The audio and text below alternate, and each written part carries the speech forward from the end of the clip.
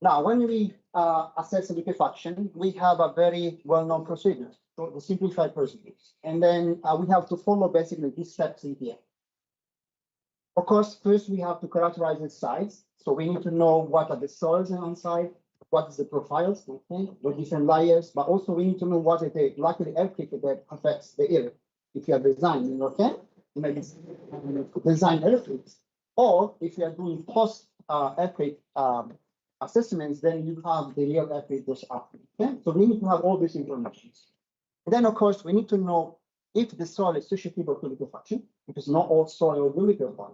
Okay? Semi soil will liquefy, especially for the loose and saturated. And then we have to understand if the earthquake happening in the area is strong enough to trigger liquefaction. And if yes, then we do our assessment in terms of damage, okay? And what will be the loads on foundation and buildings.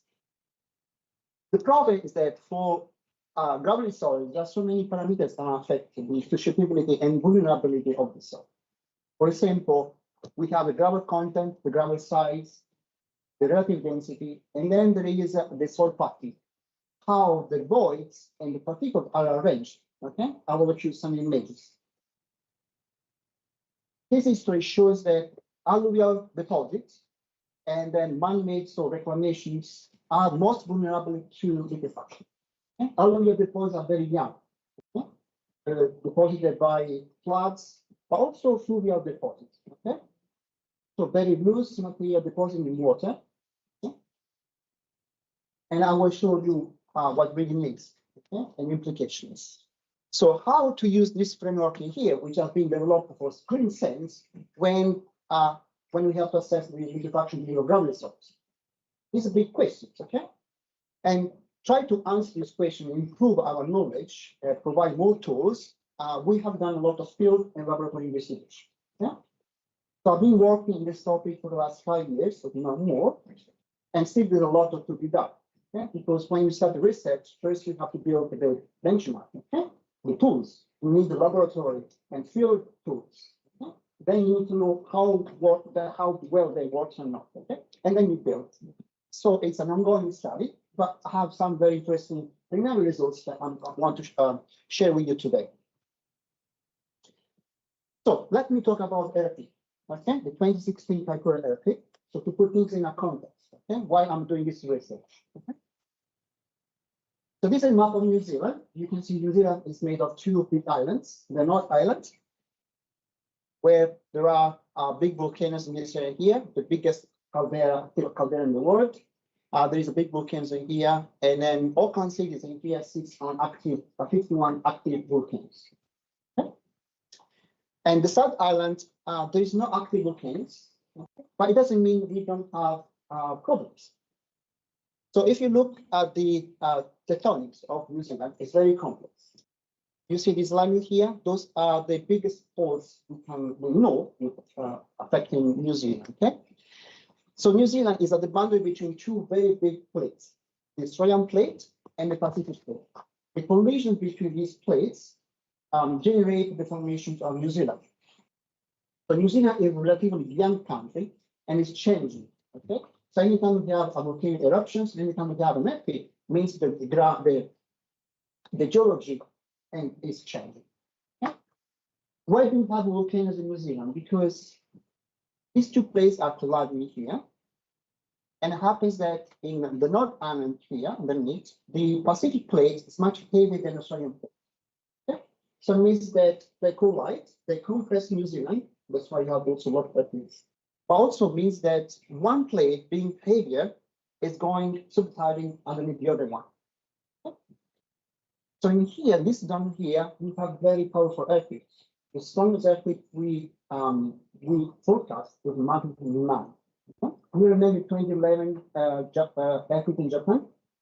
It lasted 5 minutes of shaking. The same power. Okay?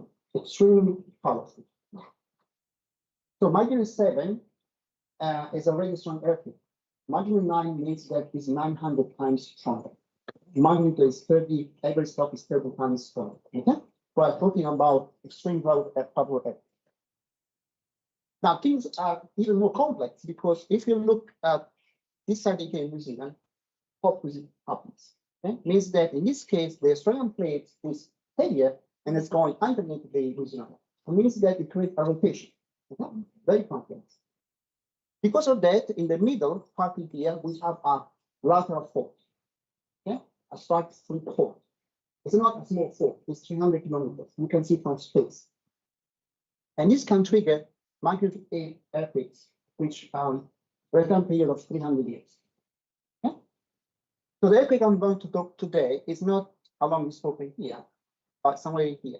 We were expecting this earthquake here to happen, and something happens. Okay? Because New Zealand is also compressed, there is a lot of unknown faults, okay? Like the one in Christchurch that are not mapped, okay? Because New Zealand are really young, populations, people arrived in colonized or arrived in New Zealand 200, 300 years ago. So there's no really historical record of past epochs, okay?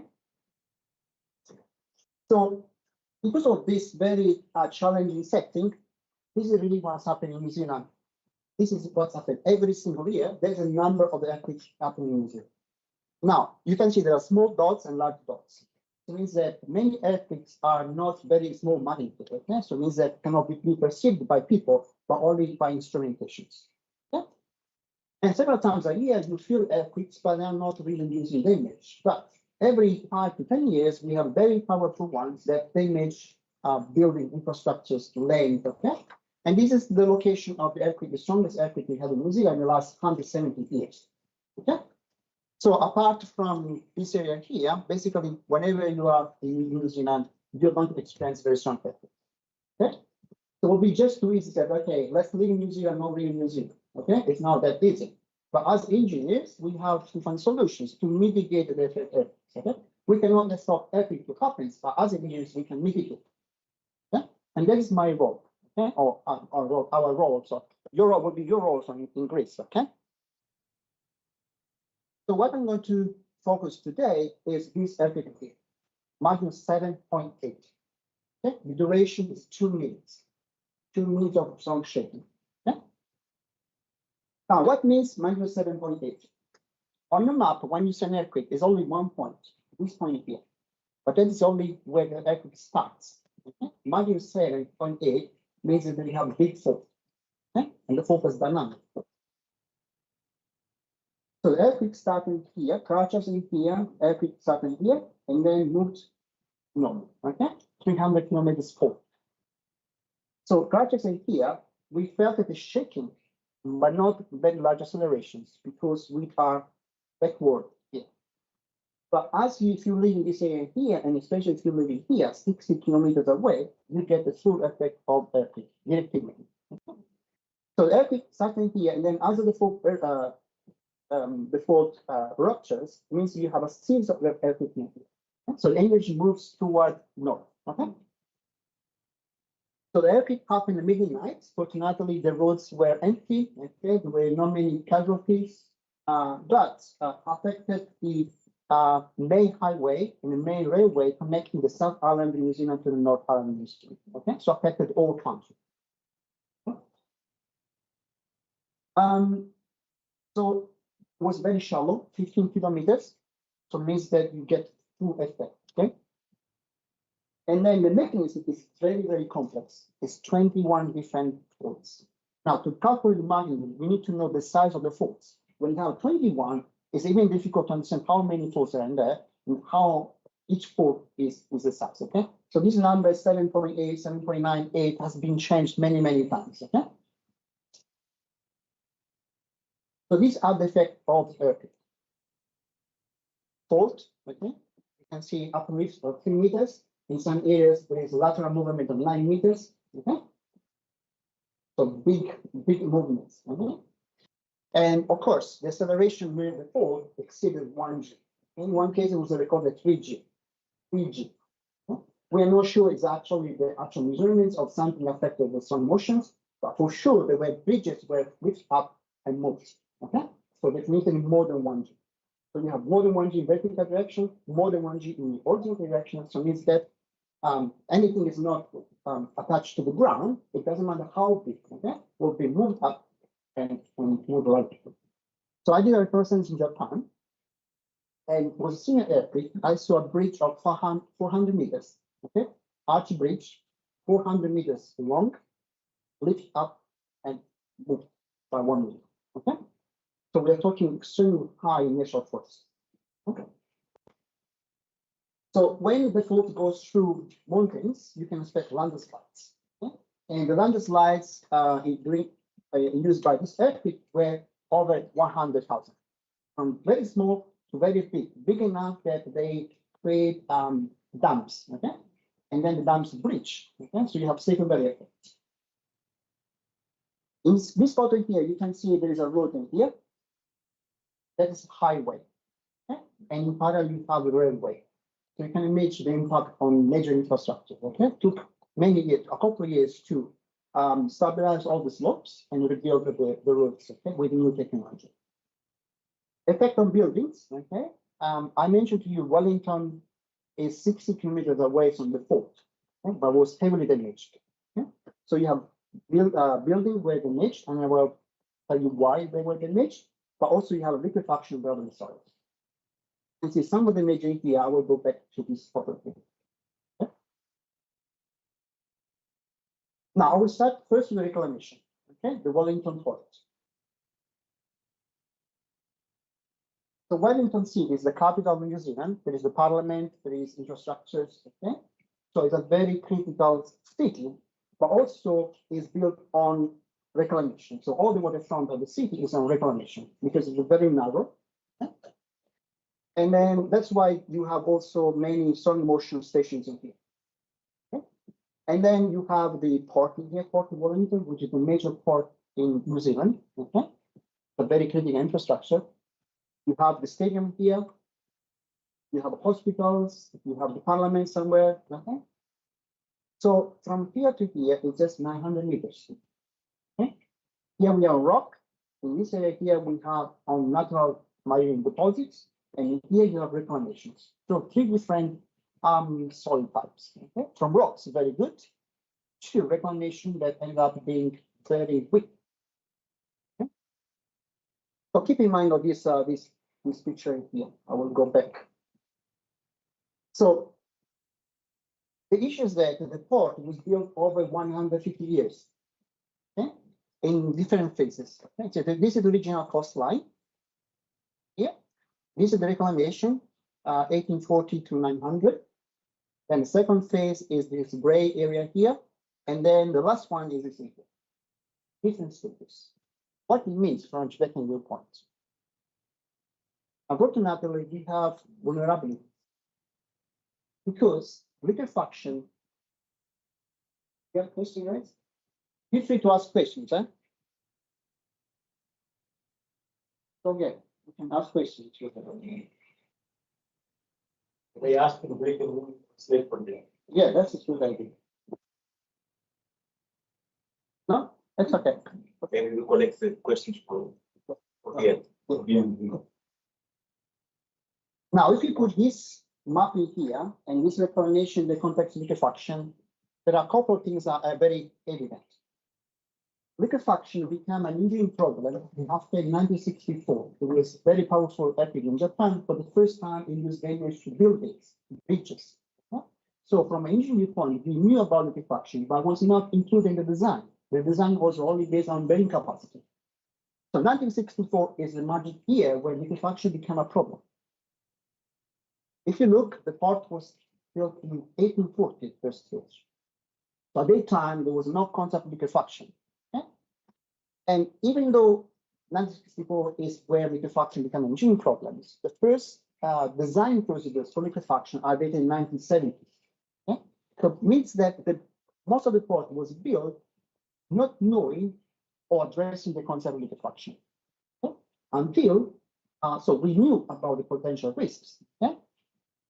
And then we have also the evidence. Okay? That's why it's our inherited vulnerabilities. Something that we did in the past because we didn't know about liquefaction, and now we know the effect. Okay, and that's why we have a lot of problems. We had a lot of problems in this area, in this infrastructure, because of it. What we didn't know is that gravity soils can not only liquefy, Okay? But the damage associated with liquefaction is very severe. Okay? So it's much more complex than what we can think as engineers.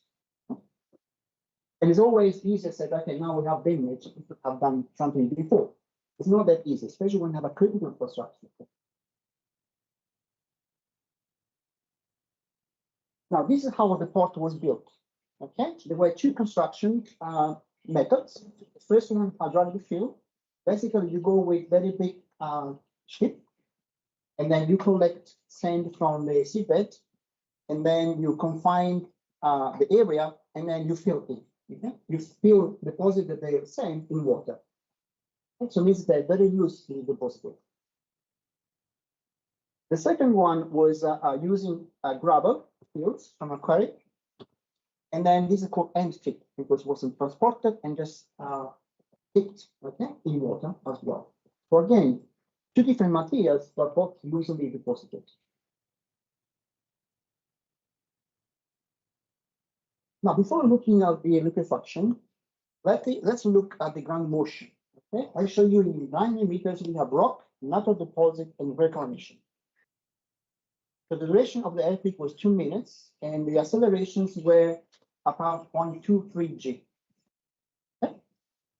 And you have here the port, and then this is the natural deposit. Okay? You can see this is the same earthquake, but the acceleration here 0.3 G and a 0.17 G here. Okay? Really a big difference in that. This spiking here cannot be some is due to mega liquefaction. Okay?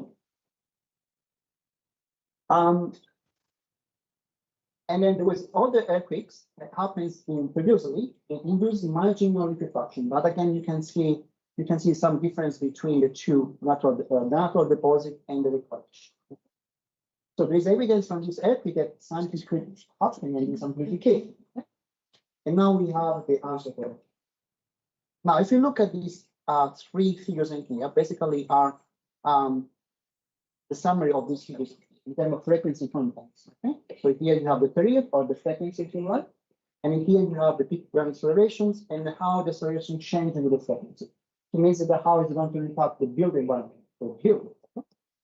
So this is the rock in here. You have a spike in here as expected, which affect rigid structures. Okay, but then when you have a flexible structure, you see here it tends to decay, right? The typical aspect acceleration we use for design. If you look at the gray colors in here, sand is already different. You have these spikes in it. But that means that that is natural soil. That means also already amplified the accelerations. And on top of that, you have additional amplification. That is a particle emission. Now imagine that you have rock, and on top of the rock, you put something very soft, a jelly or panna cotta. Okay, you know panna cotta? Yes. You put panna cotta to shake, right? So you shake the ground, and when you finish, the panna cotta still moves. Okay, that's amplification. Now, on top of the panna cotta, you put something even softer. So you shake, the panna cotta shakes, and when the panna cotta stops to shake, something on top of the panna cotta is still shaking. So that is when you go from rock to another deposit to the port, okay, to putting it in context. So what happens when you have these kind of amplifications? Okay, nothing really good, because you have not only the liquefaction, but also the buildings are heavily affected. So this is the port, the area of the port, okay, and so you have the blue color here is the water we observe at the surface. This color here, the brown one, is gravel and sand. So large amount of gravel and sand on the surface of the port. And then this red and yellow are the cracks. Okay? So the port was built on gravel, but the topmost few meters were compacted because you have a very large dynamic loads and static loads in the port environments. Okay, so the bearing capacity purposes. The problem is that you ended up with a crust which is very stiff, okay, that moves on something very soft and ended up breaking in blocks. Okay, and when that happens, then the water can come through very high pressure. Okay, the CCTV images show at least 3 meters of high of water coming up. Okay, with sands. Okay, to put in context how much the pressure were in there. So this is how it looks in the material, okay? But on the surface, you have the cracks, you have these materials, you have even large boulders in here, okay? Very large particles. And these are the particle size distribution of these materials, and they're compared with particles of gravity soil liquefied in Japan during the Kobe earthquake. Okay, very similar. And you can see there is enough sand or gravel mixes. Okay? It's a mix of sand and gravel. Okay, it's not pure gravel. Okay, clean gravel. They have very few also liquefied. This is the sandy soils. We were expecting, very severe liquefaction. Okay? But then we have to look at the mechanism. Okay? So this image here shows the lateral movements of the port up to 1 meter. It is directly here. And then you have, these are the settlement, 200, 400 millimeters, okay, 600 millimeters. So lateral movement and settlement. Okay? So one of the key points is that usually in port environments, you have this three-phase. Three-phase means that there's nothing to constrain the soil. When the word keyword here starts to move, okay, means that also the soil will run forward, and then to also have vertical settlements. Okay? So three-phase is one of the ingredients in addition to liquefaction, responsible for the failure of the port. And these are the key methods. Okay?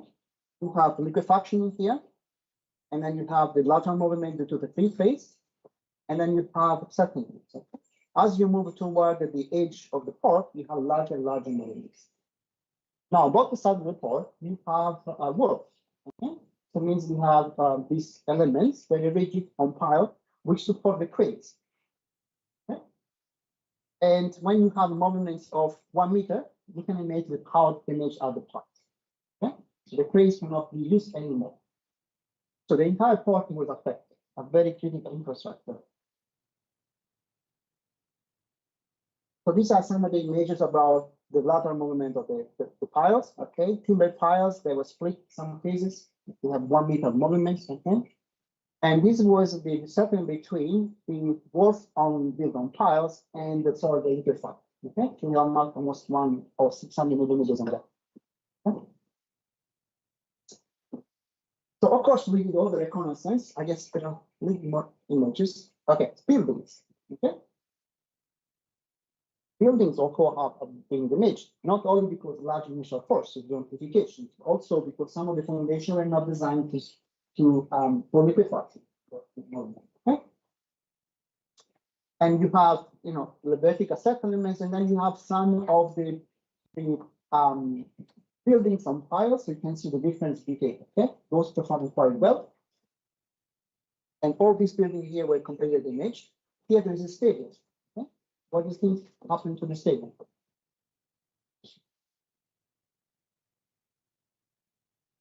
Was damaged? Not? Settlement? Zero. Zero settlement. Why is that?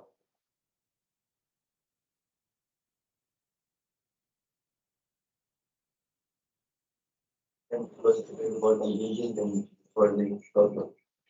Taking into account the design. So the key word is ground improvement. When they built the stadium was built, they did ground improvements. Okay? They used different techniques. One of those is stone columns. They used very coarse materials to create these columns. Okay, and also they use some other techniques like grouting. Okay. So the stadium, is something that you want to use because you have concerts, you have the rugby, you have also, the soccer. So therefore, when they built that one, they thought about the ground improvement. Okay, but it was built not in 1840; it was more recent. Okay? So ground improvement works. We know, of course, could be done in the port, but it's not that easy when you have a critical infrastructure. Where you start? Okay? So as engineers, one thing we did, we wanted to characterize the port. One, because it's a very important case history. I think this has ended up being the most well-documented case history of gravity solid liquefaction. Okay? Not only for the damage, also for the post-earthquake. Okay, the amount of work done in terms of gun investigations, lab works, and numerical work. Okay. So one thing was done. We did gun investigations and we used cones. Okay, CPT the cones, but not the standard cone. We have to use the non-standard cone, much bigger, because you have gravel material. Otherwise, you cannot penetrate. But it was designed in a way that you have these kind of lines in here, so that you can get not only soil properties, but also the soil profile. And by doing so, we discovered sometimes there were pockets of materials that could not have been there in many cases, okay? Are a little bit more complex. What we were not expecting is the gravelly soils actually behave like sandy soil. So you have very coarse particles overall, so you have the gravel formation here, and when you look at the soil behavior, it's sand behavior. Okay? So it means there was enough sand in the gravel so that the sand led to the fault pressure generation. Okay? So if you use conventional techniques, okay, that without knowing the soil is in there, you have to assume a sandy soil. So this might lead to misinterpretations, okay, or an error in the design. Okay? So it means that we need to improve our techniques. Okay.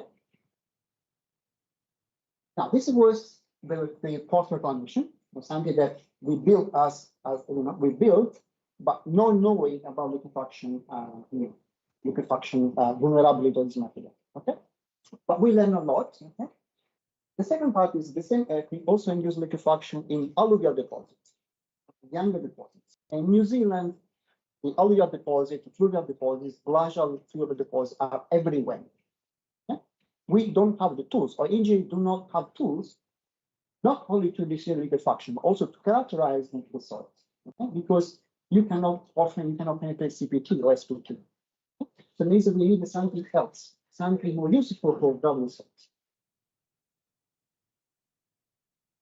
So Wellington was in here, and then just opposite side of the street, you have this city called Blenheim. Okay, they produce one of the best wines in New Zealand. Yeah, so again, very critical area. Yeah? So it's made of fully consolidated sand, gravel, peat of alluvial. So it means they are.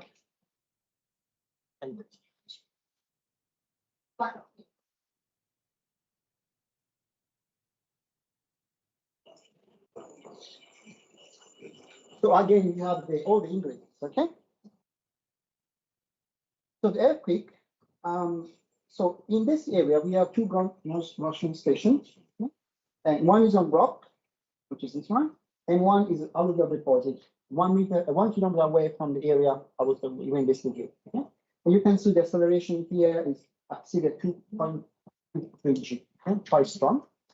And then we have also the recording for other earthquakes where actually the acceleration were not so high. So it means that by studying this area, we also get additional information why and not liquefaction happens for 3 different earthquakes. Okay? And we find the tools we have. So this is the area. All these red spots in here is where liquefaction was observed at the surface. Okay? In particular, in this area here, you see it's not far away from this ground motion station here. And this is the bedrock one, much lower. Okay? So it means that here there are some amplification phenomena. Okay.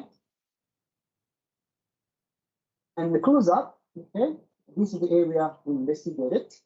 And then there was all these cracks in here, with sand ejector. So there was evidence of liquefaction. So in our study, we decided to select 3 different sites, okay, close to each other. One that liquefied means that there was manifestation of liquefaction on the surface. Another site where there was no manifestation, because we're going to know what are the key differences between the deposit. And one where there could be liquefaction or not. We were not sure. There was no sand ejector, but there was a little bit of separating. Okay? Could be liquefaction or not. So we performed CPT, but we get refusal very soon. And then we use a very large cone. I can show you these new tools we introduced in New Zealand. And we also try to do some measurements, okay, with the budget we had. Only you can do surface measurements. Okay? They are not very accurate, but can give some information. This is how it looks like some of the deposits. So site 1, where liquefaction was observed, and this is you think there is large particles and then coarser sand and a fine sand. Okay? And this is deposit here, for example, here is more solid sand. Okay? Very complex profile. And the site with liquefied, it looks like this. Okay? It's mostly gravel soil. And you can see it's much coarser material, just a little bit deposit. Okay? So there are key differences already. You can see some difference between the two deposits. So to characterize the material, we use a new device. Okay, it's called the Chinese dynamic penetration test. Okay, this is a large cone, 74 millimeters. Okay, it's 8 kilograms the weight, and has been used in China since the 50s or 60s for bearing capacity purposes. So one of the issues that when you have very large particles and use a small cone, you have interaction between the particles and the cone. So it means that the resistance you get is not the true resistance, penetration resistance of the soil. Okay? So to minimize this effect, you can, in China, they decide to use the very large cone. Okay? So we did the same thing in this area. So the device is the original device consists of 120 kilogram hammer, so drops from 1 meter. Now, the issue is that in New Zealand, we don't have any device that can host this load. Okay?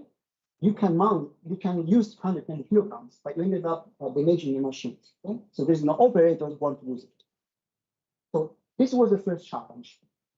But the challenge, we removed the challenge because we used a conventional SPT rig already in New Zealand, already useful. But what we did, we measured energy to account for this effect.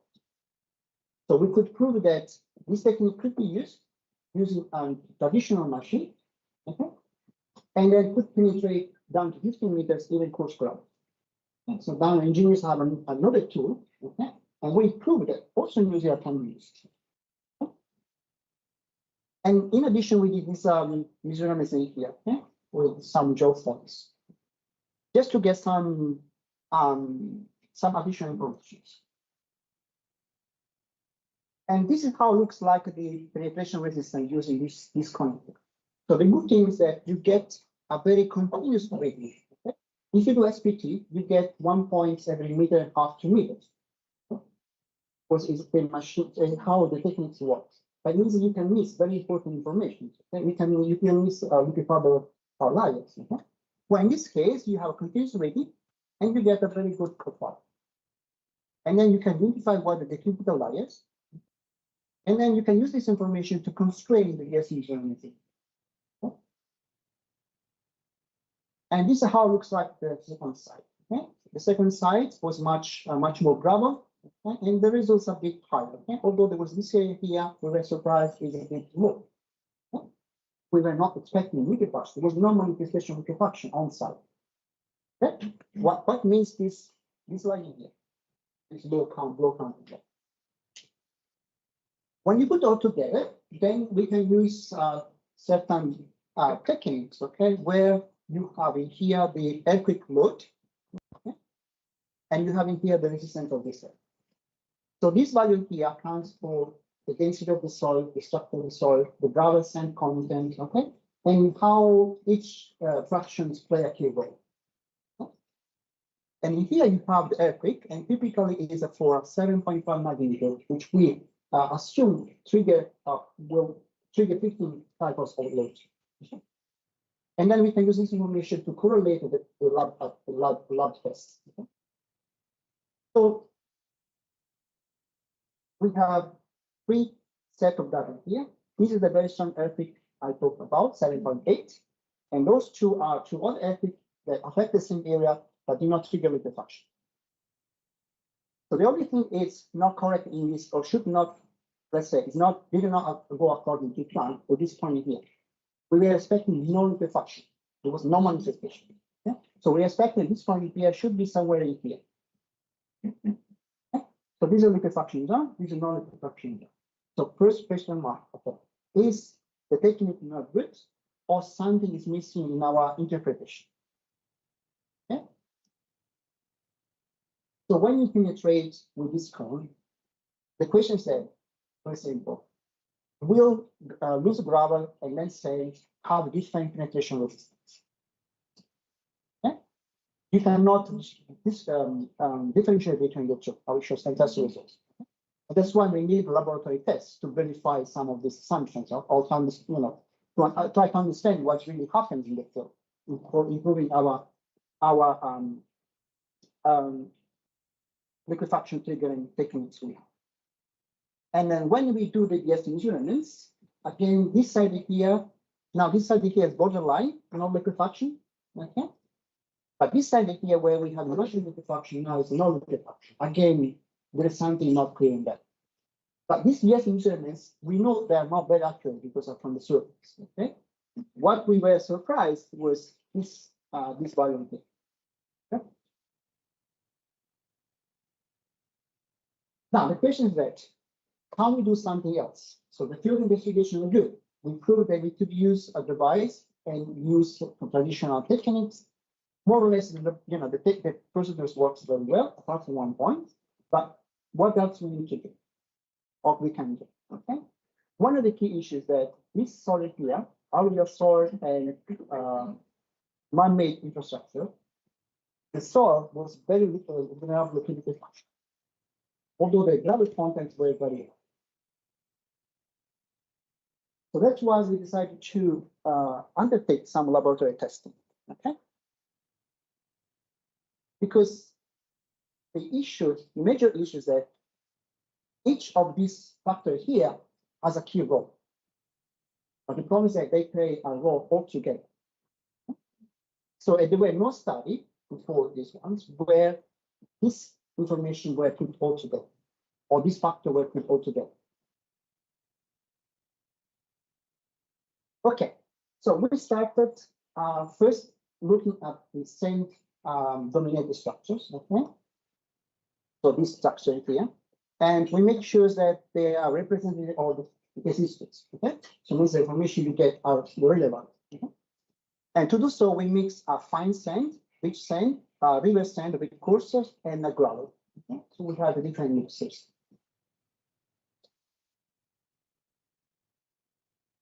And also, we checked that the permeability we had in the laboratory was representative of the field conditions. Okay, between a fine sand and a coarse.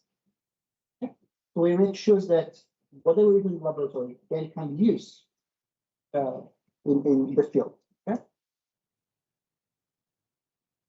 Okay, in the laboratory, it's never easy to test materials unless you're able to retrieve intact specimens. Okay, and the only technique we know to get intact specimen is freezing.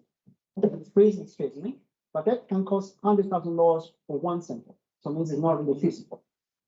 So in the laboratory, we use other techniques. One, we reconstruct the specimens in the laboratory. And for example, in this case, we build the specimen in layers. We have a little bit of water and we build a layer. And what we pay attention was to make sure that each layer has exactly the ground size distribution we wanted. There was no segregation between the sand and the gravels. Okay? Each layer has exactly the same properties in terms of density and granularity. Okay. And then in the first series of tests, phase one, we combine the relative density and the gravel. And these are typical test results. So you apply the earthquake load, and what you measure is the response of the soil. The response of the soil is in terms of all the pressure. So you start from here, and as you share the load, share the specimen, so your lab is very easy. You have a bulb. You close the bulb, so it means that you have undrained conditions. So it means the water cannot escape. So the volume of the specimen is constant. You don't have water, you don't have soil. Water and soil are incompressible, so the volume is constant. And you force the water to generate what called the pressure. Okay? And you can see that cycles of cycles, these values increases until you reach this point here where you have liquefaction. And once you have liquefaction, then you have also large deformations to the rocks. This is the way we test liquefaction and we then evaluate the solidity.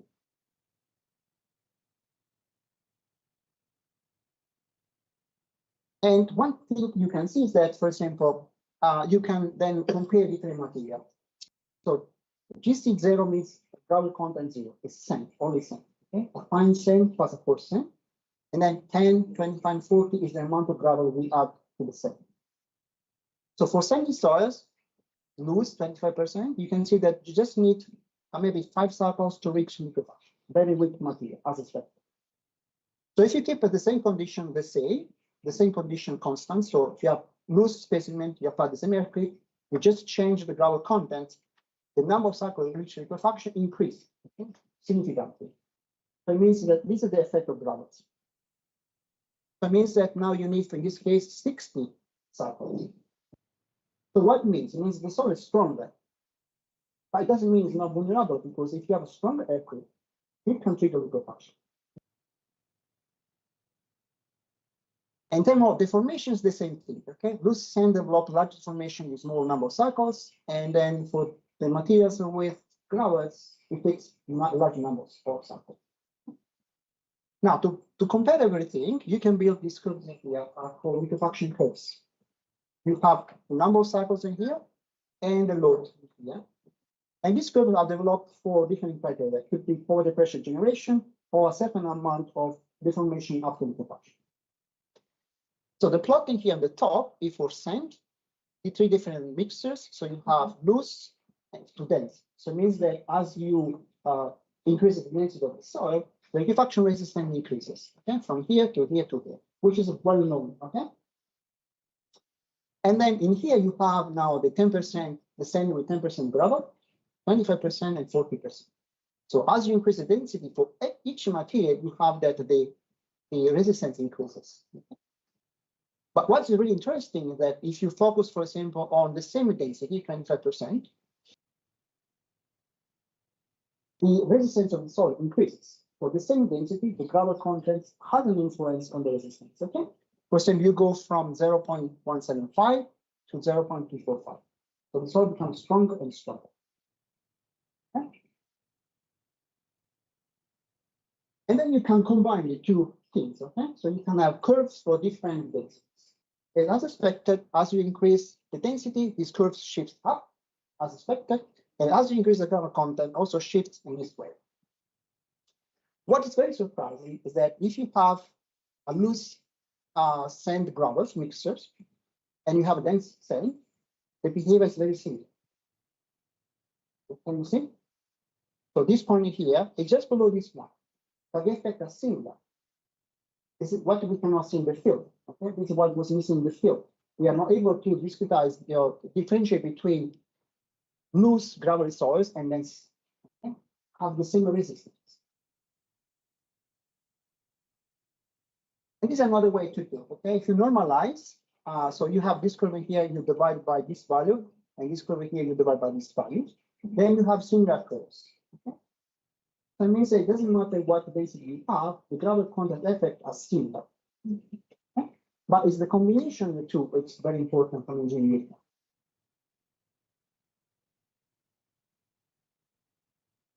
So density gravel contents are equally important. They have to be considered together. And these are the key outcome from the first phase of the investigation. Unfortunately, things are even more complex because you have the structure of the soil. Okay? So here you have a loose soil and a dense soil. The number of particles is the same, and as we know that the voids are different. More voids in here and less voids in here. This is very clear, and that's why we expect the density to increase. So the refraction resistance to increase over the density. Okay? The particles are uniform. There's more friction between them. Things are more complex when you have the same density, but the soil have different structure. The number of particles are the same, the total amount of voids are the same, but the distribution of arrangement of the two materials is different. So in this case, the structure is stronger, and here is weaker. But the density is the same. The gravel content is the same. Okay? The amount of voids and particles is the same. So it means that these material have a very weak structural evidence, are particularly vulnerable to liquefaction. And those who asked ones are younger deposit, fluvial deposit, alluvial deposit, and phosphorus formations. Okay? So the first set of tests we did, we had a very good structure. This structure here. We did that because it's what we do in the laboratory. So we just replicate what all the research have done. But that tends to give you high resistance or liquefaction resistance. So we decided to conduct tests on weak specimens. Okay? The question is how you build specimens that are representative of the field conditions in the laboratory. So we developed a water sedimentation technique for ground research. Now, this technique is not new, has been used for clean sands, but this was the first time we used for mixed rock sediment power. The difficulty was that we have to replicate loosely deposited material with uniform density and minimize segregation between large and small particles. So it took 9 months to refine this technique. 9 months, test after test after test. There are elements like the size of the mold you use, how much material you pour in the water at the same time, how many layers, what is the height of the position, what is the water height. There are so many factors to play a role altogether. Now, after 9 months, we have our best technique, and we could build specimen like this. Now, if you have a loose specimen, it's one thing is build a specimen in the mold, it can be true, but then you have to test the specimen. It means that you have to move and place in the apparatus. Now, earthquake, what is earthquake? It's a vibration. So if you have vibration, the soil will liquefy. So how to avoid liquefaction? Avoid liquefaction, we freeze the specimen, then we clean the specimen, and then we could place in the apparatus. Okay, and here is already the apparatus. There is a bender element in here, and then we have just put the membranes and connect to the apparatus. Okay. So how to assess the uniformity of the specimen? We did mini CPT. Intensity of this curve here increases with the depth, but it's constant. Okay? So the only effect is the confining pressure. Okay? And these are some of the results. Okay. So these are the liquefaction resistance, okay, at 15 cycles and based on power to pressure generation. And this is the void duration. Okay, so the density of material. This curve here on top, MT, is the most tempting. So the first set of tests, okay, and for different materials. So 0% gravels up to 40%. And this curve here are the tests done with the water sedimentation. Okay? So different techniques. So these are representative of alluvial deposits. So the few things we can see here. The first one is that for loose deposits, okay, there is not much difference between the two techniques. But as you increase the density, then the alluvial deposits tend to be weaker. That means that also medium dense alluvial deposit can easily liquefy. Okay.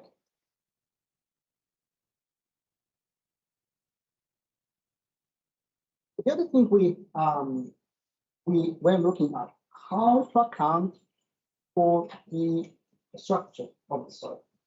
So we know that we prepare a specimen using two techniques. They have different structures, but how to quantify the structure? It's well known that the shear velocity can be used as a proxy to account for the structure. That's why in this test, we evaluate also use bender elements, calculate the shear velocity, evaluate shear velocity. And you have in here now the shear velocity of the material prepared with most stamping, layer by layer, and those prepared in water sedimentation. You can see that the shear velocity is much lower, so it means the structure is weaker. Why the shear velocity is a good proxy? Because the shear waves travel through the soil, and they are faster when the particles are closer to each other. When you have weak structures, means have to find a way to travel through the particles, means takes longer. So the shear velocity is lower. And that's why we have this kind of detailed. So it means that the density is a key factor. The gravity content is a key factor, but also the structure of the fabric soil is a key factor. All these factors have to be used together in our judgment. Okay. Now in the field, in the laboratory, is very easy. We control everything. But how to translate that one in the field? Okay. I will show some of the things we are doing. Okay. Some concluding remarks. Okay. So, despite as engineers we consider gravity soils strong materials from a liquefaction viewpoint, there are plenty of evidence that gravity soil can happen. Liquefaction gravity soil can happen. Okay, worldwide. Reclamation alluvial deposits are vulnerable to liquefaction. Okay? Still, there's so many uncertainties as engineers. Okay, on the tools we use in how to assess liquefaction gravity soil. Okay, still there's a lot to be done.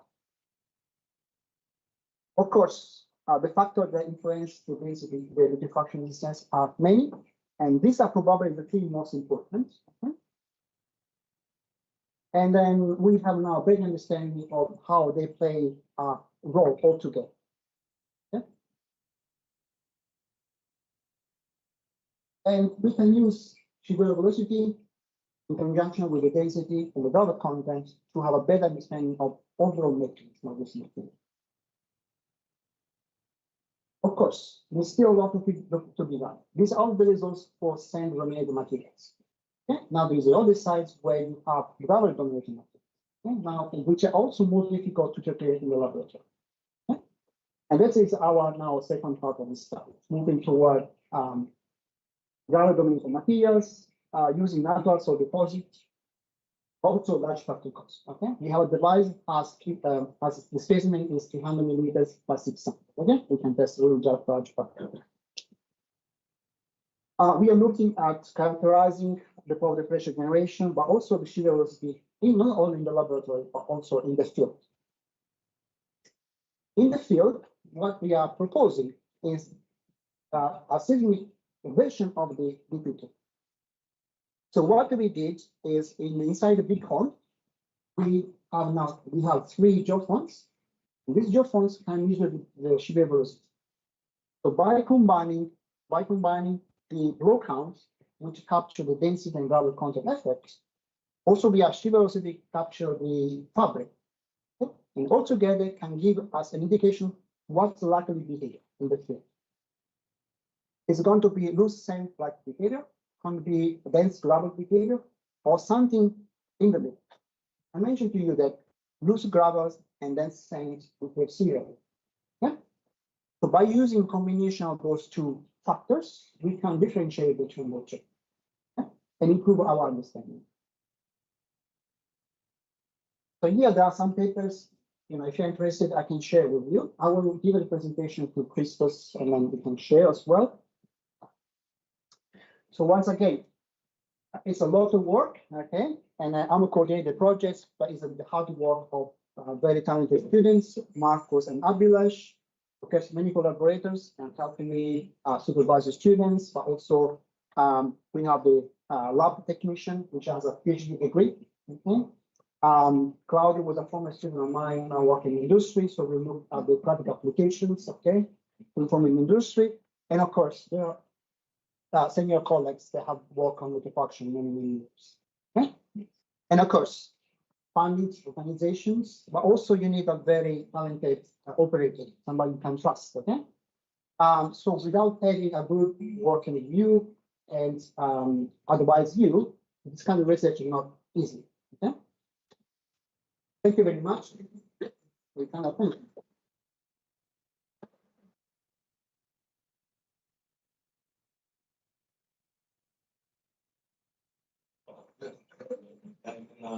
Στα ελληνικά, στα γρήγορα. Ναι.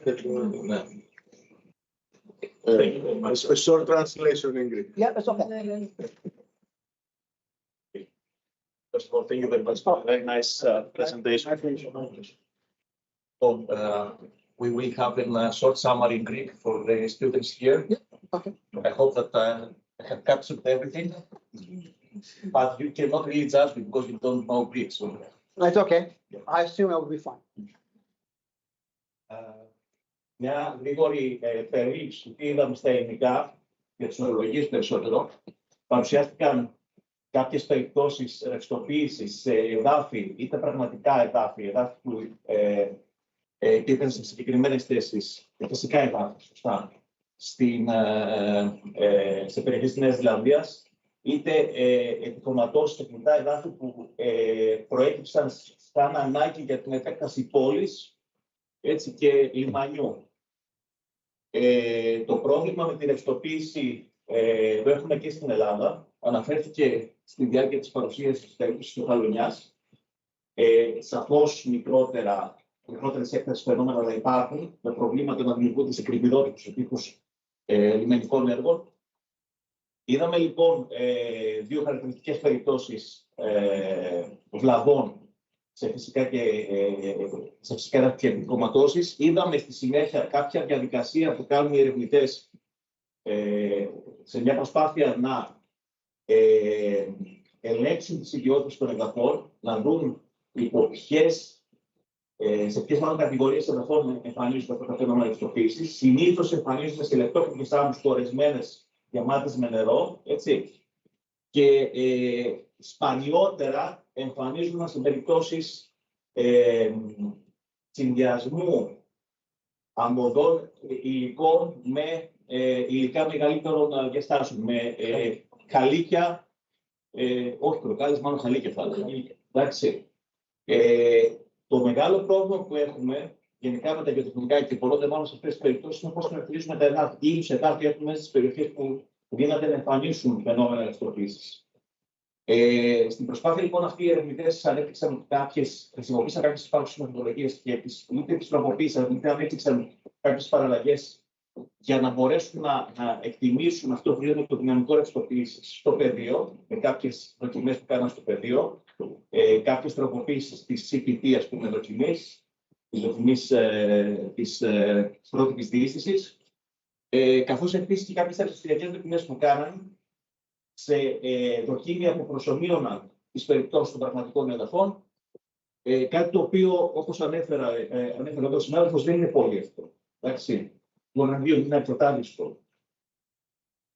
Σε αυτό που κατέληξαν μέχρι στιγμής, εξετάζοντας τις περιπτώσεις υλικών ρευστοποίησιμων άμμου με αμμοχάλικα, με την άμμο να υπερισχύει στο μείγμα, είναι ότι υπάρχει σαφής επιρροή δύο τριών βασικών παραμέτρων που το γνωρίζουμε, απλά το προσωπικοποιήσαμε αρκετά καλά, θα έλεγα, σχετική πυκνότητα του υλικού, εντάξει, το ήθος των κόφων και πώς αυτή διατάσσεται στον χώρο, εντάξει, ξεχνάω κάτι άλλο, και τη δομή του υλικού, εντάξει. Νομίζω αυτά. Αυτά όλα τα εδάφη ήταν πάνω σε ένα τραχώδης υπόστρωμα το οποίο ήταν το χρώμα. Ναι, σαφώς.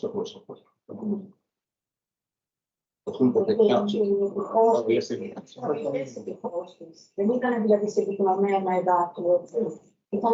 Ήταν χαλαρά και με προσφορεσμένα. Δεν είναι όπως το επιχώματα που κάνουν οδοποιίας. Ναι, είναι χαλαρίσιμα. Και ανεμφάνιση του φαινόμενου της εκπροσωπής θέλουμε χαλαρίσιμα μαζί τους, έτσι. Όσοι παρακολουθήσετε την ελευθερομηχανική, θυμάστε ενδεχομένως να λέμε και στις ελευθερομηχανικές ενδεχομένως στις έχουμε δει, τον ακούστε τρόπο για να δείτε την ρευστοποίηση των φαινόμενων. Στην παραλία πατάτε το κορεσμένο έργο στην άμμο κάτω ρυθμικά με έναν συγκεκριμένο τρόπο που σας δείχνουμε το πόδι κάτω και μετά από κάποιο σημείο το πόδι σας δουλειάζει μέσα στην άμμο. Αυτό είναι ρευστοποίηση. Εντάξει.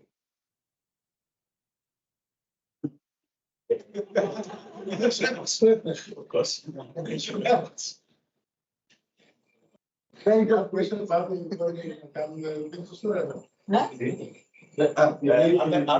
Okay, we will proceed with some questions. You may ask in Greek and we will translate for you.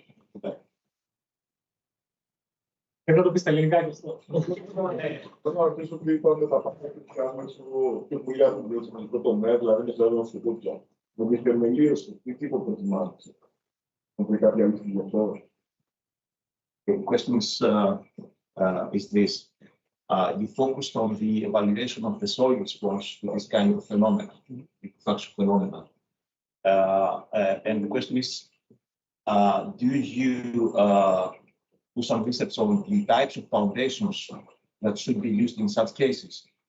Or are there any specific types of foundations that should be used in order to avoid this kind of problems related to liquefaction phenomena? It's a general question. So there is another, there are colleagues working on numerical simulation to understand the response of different type of building and foundations. Okay, but in many cases you can build the strongest foundation you can. Okay, the costs are increasing exponentially, but if you don't improve the soil, okay, you're going to have damage. Okay, so it's the balance between how much you want to improve the soil and how strong should be the foundation. Geotechnical engineering is one important part. Structural engineering is the other important part. And my personal experience that we don't talk to each other. Geotechnical engineers do all this work, and structural engineers, they only want one number, the bearing capacity. Okay, we should work together and see how soil and structure will interact, soil-structure interaction. So foundation is very important in conjunction with the soil. Okay, we have to think about as a system. Okay? And this is what we are doing. When we examine foundations for bearing capacity, we have simple tools. When it comes to dynamic loads, the tools we have to evaluate soil behavior are very complex. How we calibrate the models, okay? And that's still something we are working on to improve. On top of that, how then the soils and the building interact, that's another areas where we have to improve. And then you have the behavioral, dynamic behavior beings, okay? Which is has also set on the figure. How to build, the big picture is still, it's a lot of work to be done, okay? And for us engineers, we cannot get bored, okay? But it has to be done step by step. Have completed. Yes.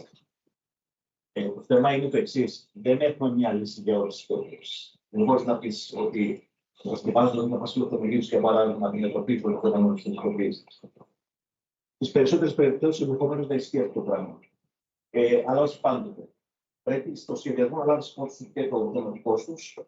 Και αυτό που αναφέρθηκε και συμφωνώ απόλυτα είναι το εξής. Υπάρχει μια απόσταση δυστυχώς μεταξύ των τεχνικών μηχανικών και των νομοστατικών μηχανικών. Αυτό που υπόθηκε ότι πολλές φορές δεν μιλάμε μεταξύ μας, ισχύει. Ενδεχομένως παλιότερα ίσχυε περισσότερο, όχι τόσο πλέον. Η ερώτηση που συνήθως τίθεται από τους νομοστατικούς είναι ποια είναι η φέρουσα ικανότητα του υδάτους. Για να σχεδιάσουν μια θεμελίωση είτε επιφανειακή προτιμητέα, είτε βαθιά και να τελειώσουμε εκεί. Δυστυχώς, σε προβλήματα σεισμικής μηχανικής, ας πούμε, επιστημονικής μηχανικής, δεν είναι τόσο εύκολο πράγμα. Θα πρέπει να λάβουμε υπόψη τον σχεδιασμό στο κλίμα ηλεκτρικής υδάτους κατασκευής. Εντάξει. Άρα δεν υπάρχει μια λύση για όλες τις περιπτώσεις. Μένουμε σε αυτό. Υπάρχουν λύσεις για τις διάφορες περιπτώσεις, τις οποίες πρέπει να συζητούμε με μηχανική μεταξύ διάφοροι μηχανισμοί μεταξύ τους. So, structural interaction. Or structure. Άλλη ερώτηση. Okay. Thank you for your nice presentation. Congratulations. Could you please go to the transparency number, I think 47. Yeah, okay. This is. I don't understand the difference between the effect of the fabric and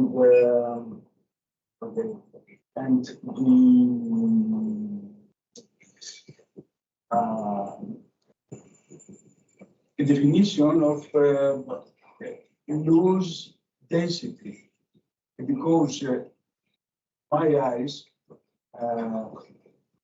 the left side pictures loose density and fabric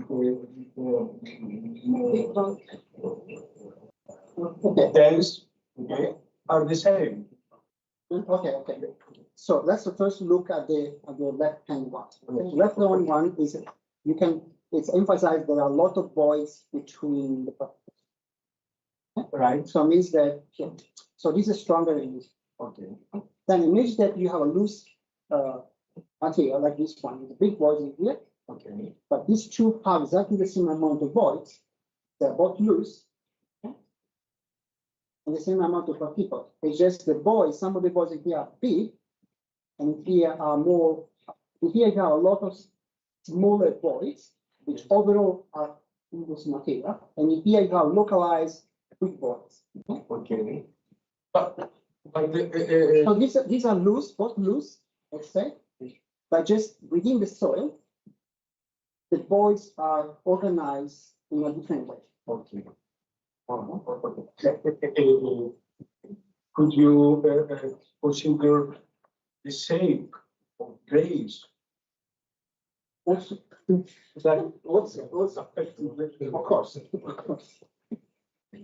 You can have so many things in there. Okay? The more you add, the more complex it becomes. Okay? You can have, if you have typically if you have an old soil deposit, the particles tend to be more round because of being transported in contact to the edge are erosion is on. When it comes to young deposits, you have more angular particles. Okay, so that's one way to account. Okay, for that one. So, but of course they play a key role because so if you have more angular particles, they tend to be this configuration. If you are more rounded, then to be more this configuration. And then you have, gravel, medium sand, and then fine sand.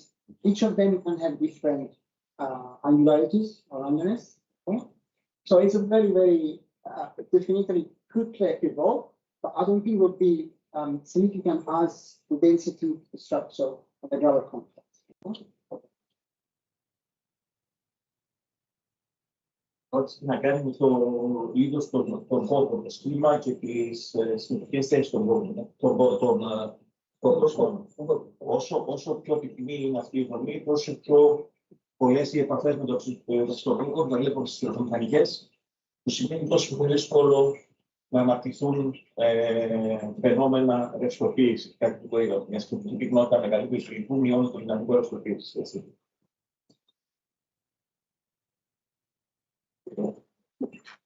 I have a couple of questions. The materials that you used to test in the laboratory were purely coarse grain materials, or did you also have some clay fraction? Okay. We didn't use any clay, and the reason is because typically if you have clay, and clay is a plastic, it reduces or increases the resistance of the sand.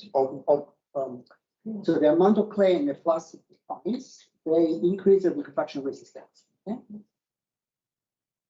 Yes, of course. But also, coarse materials containing clay or let's say fine fraction of clay, you can liquefy. I mean, according to European aid, okay, you see that there are. So there is a distinction between the clay and it can be let's say. So technically speaking, clay do not liquefy. So for the pressure generation, it does not achieve 100%, but it can soften. Okay? So the approach is should be slightly different. Okay? In our case, we look at the case histories, and we have evidence that all the funds in there are non-plastic. Okay.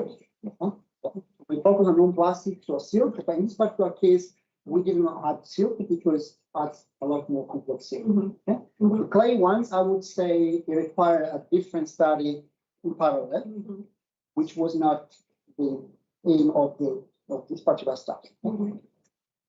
And I also observed that you use the the gravel content, and you also determine the threshold limits in order to distinguish the sand-dominated behavior from gravel-dominated behavior. Okay, did you try to use the skeleton void ratio instead of Yes.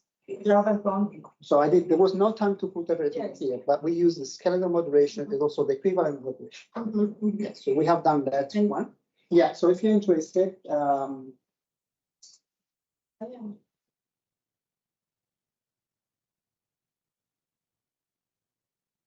publication if you want. All those information we have. So Όταν είναι άγγλιο μέσα στο μείγμα, το πάνω στο δυναμικό ρευστοποίησης ποιώνει. Και υπήρχε και κάποια ζητήματα τέλος πάντων να βρίσκουμε τα πάνω.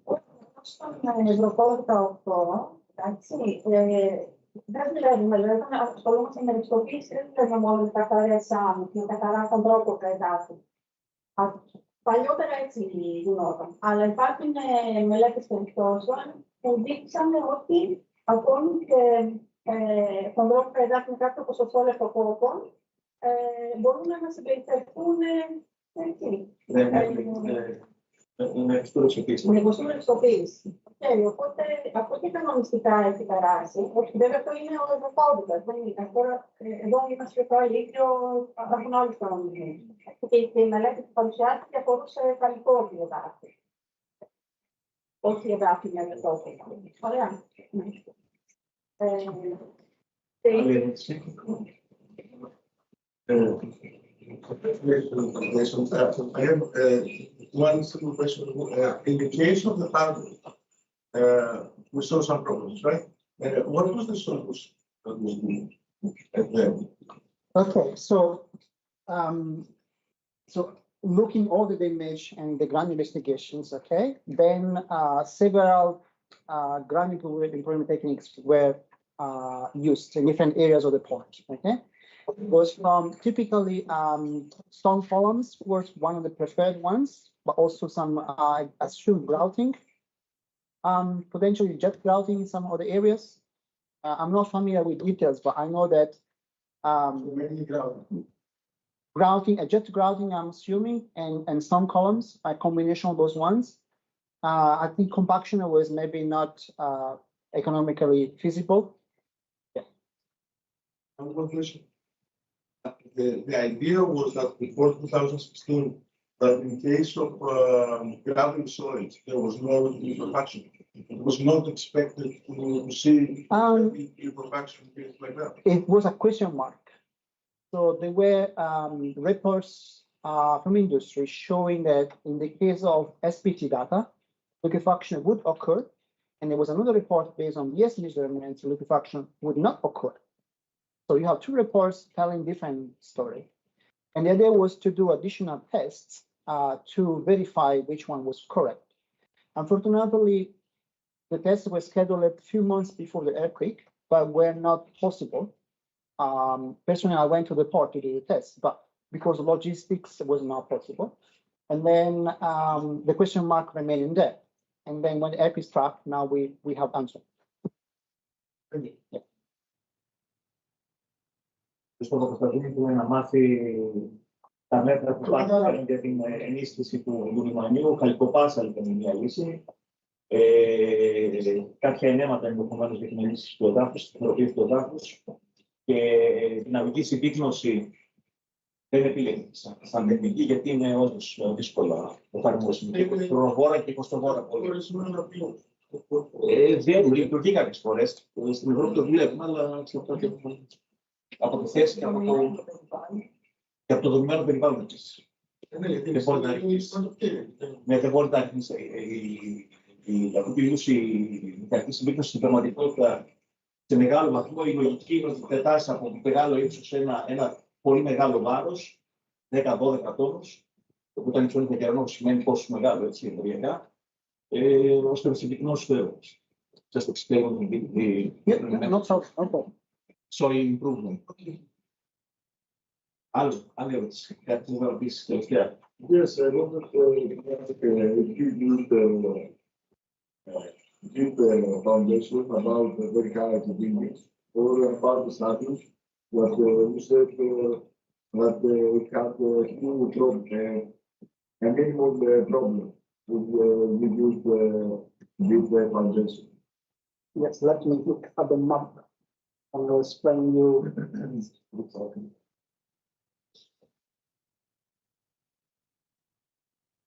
Okay.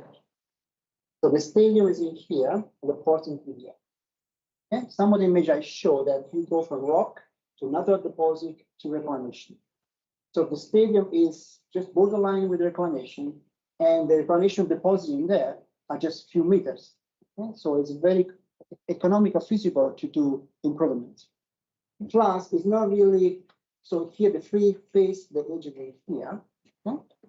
So the stadium was possible, but in here you have 20 meters of reclamation, unliquefied, then you have additional natural source unliquefied, is in a slope in a free face. So unless you use piles that have huge diameters and 100 meters thick, probably, there's not much you can do. Okay? So it's much more complex. Okay? So they were building it here, they were all vulnerable.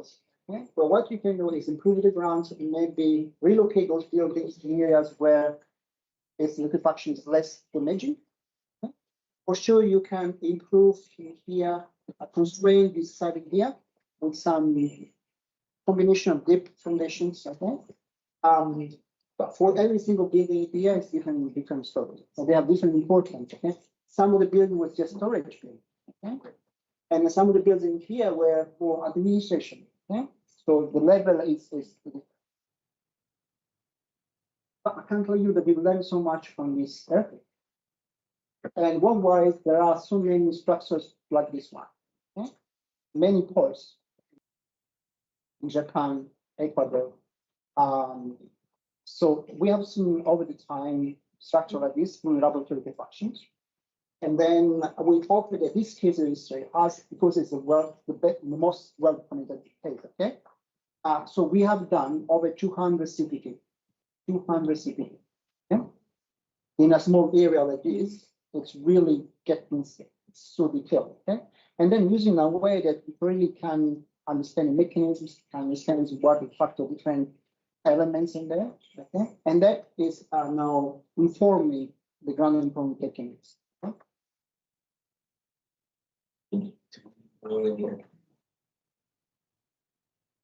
Συνοπτικά, το στάδιο σημαντικό έπρεπε να γίνει ενίσχυση, μπορούσε να γίνει ενίσχυση από κάτω.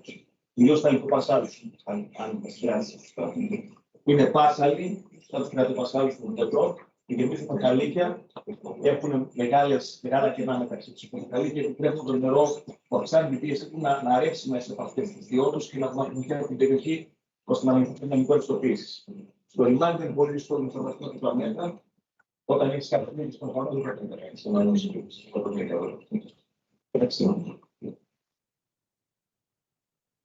Κάτι άλλο. The hierarchy that we used for our testing program was commercial or design? Commercial. What was the size of the specimens that you used, and what was the bigger size of the diameter of the materials? Okay. So at the moment for the 10 millimeter one, we're using 10 centimeters diameter and 200 height. But when we are going to move to the gravels, we have bigger spaces. We can go up to 300 by 600. The 300 by 600 GSPC is from USA. I can send you some information. You said initially that you took it from China or No, the cone. Cone is developed in China. The technique, not the apparatus. Κάποια τεχνικά χαρακτηριστικά των συσκευών. Όσοι ενδιαφέρονται για το διαστήριο. Να το κλείσουμε γιατί έχουμε και μαθήματα. Θα κάνουμε και ένα διάλειμμα τα παιδιά. Thank you very much, Dr. Chiaro. you can discuss. It's all yours for the next 2 hours.